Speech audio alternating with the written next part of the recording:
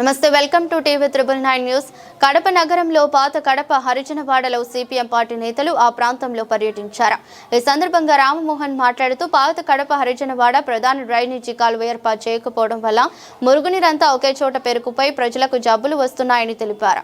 చిన్నపిల్లలు, మహిళలు, వృద్ధులు జబ్బుల బారిన పడుతున్నారని తెలిపారు. హాస్పిటల్కు లక్షలు ఖర్చు అవుతుందని అన్నారు. కార్యక్రమంలో సిపిఎం నగర నాయకులు రామకృష్ణారెడ్డి, దాసరి నరసింహ, రమణ, హరి, మీనాక్షి, స్థానిక ప్రజలు మరియమ్మ, మేరతమ్మ, లక్ష్మీదేవి, కుమారి, బాలచెన్నమ్మ, దేవమ్మ, రాజేశ్వరి, మేరీ, మాధవి, కాంతమ్మ, తిరుపాలమ్మ పాల్గొన్నారు.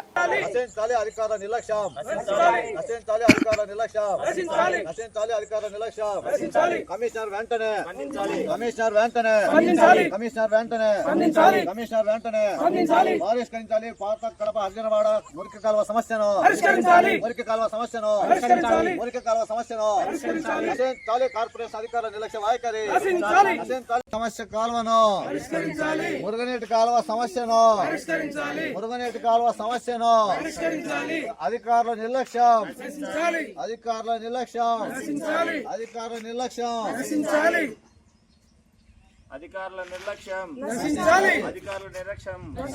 స్పందించాలి కమిషనర్ గారు వెంటనే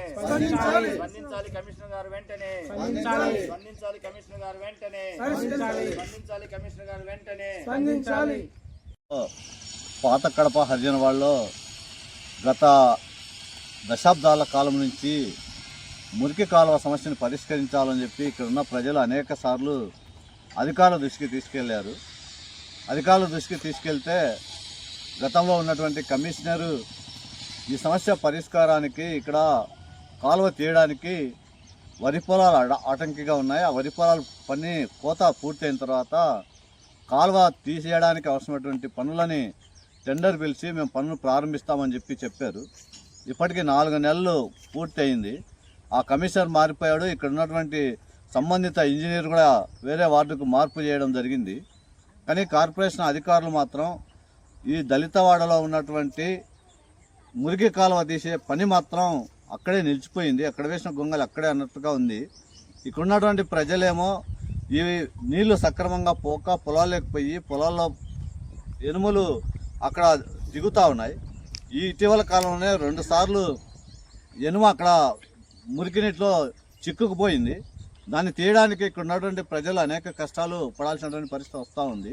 ఈ సమస్యతో పాటు ఇక్కడ ఉన్నటువంటి ప్రజలు, చిన్నపిల్లలు ఉన్నారు, మహిళలు ఉన్నారు, వృద్ధులు ఉన్నారు. వీళ్ళందరికీ రకరకాల జబ్బులు రోజువారీ వాసన కారణంగా పెరిగిపోతూ ఉన్నాయి. జబ్బులు ఎక్కువ వస్తే హాస్పిటల్కి వెళ్ళడానికి డబ్బులు ఖర్చు పెట్టేటువంటి పరిస్థితి లేదు. ఇలాంటి పరిస్థితుల్లో అధికారులకి మేము మొరపెట్టి కార్పొరేషన్ ఆఫీసర్ ఎదుట ఆందోళన కూడా చేశాము. ఆందోళన చేస్తే మేము తక్షణమే దీన్ని పూర్తి చేయడానికి ప్రయత్నం చేస్తున్నామని చెప్పినారు. కానీ ఆచరణలో ఎలాంటి ప్రయత్నం చేయట్లేదు. అందుకే మేము మళ్ళీ చెప్తున్నాం, 1 నెల లోపల ఈ పనులు ప్రారంభించి కాలువని తీయకపోతే కార్పొరేషన్ కార్యాలయాన్ని ముట్టడిస్తాం. కార్పొరేషన్ ఆఫీసులకి ఎవరిని వెళ్ళనీయకుండా మొత్తం ఇక్కడ ఉన్నటువంటి ప్రజలతో పెద్ద ఎత్తున ఆందోళన చేస్తాం. ఆ ఆందోళన జరగక ముందే నూతన కమిషనరు, నూతన ఇంజనీరు వీళ్ళిద్దరూ సిపిఎం నాయకులతో, ప్రజలతో చర్చించి ఈ సమస్య పరిష్కారానికి ప్రయత్నం చేయాలి. ఎందుకంటే 100 కోట్ల రూపాయలు అభివృద్ధి చేసి మేము పెద్ద ఎత్తున కడప నగరాన్ని ముందుకు తీసుకెళ్తున్నామని చెప్పి పాలకులు చెప్తున్నారు. సిపిఎంగా మేము ఒకటి అడుగుతున్నాం, ఓ చిన్న కాలువ 5-6 లక్షల రూపాయలు ఖర్చు పెడితే కాలువ పూర్తవుతుంది. దీనికి నిధులు ఎందుకు మీరు విడుదల చేయట్లేదు? పేదలంటే నిర్లక్ష్యమా? దళితులంటే చిన్నచూప? దీనికి ప్రజల, కార్పొరేషన్ అధికారులు, ప్రభుత్వం సమాధానం చెప్పాలి.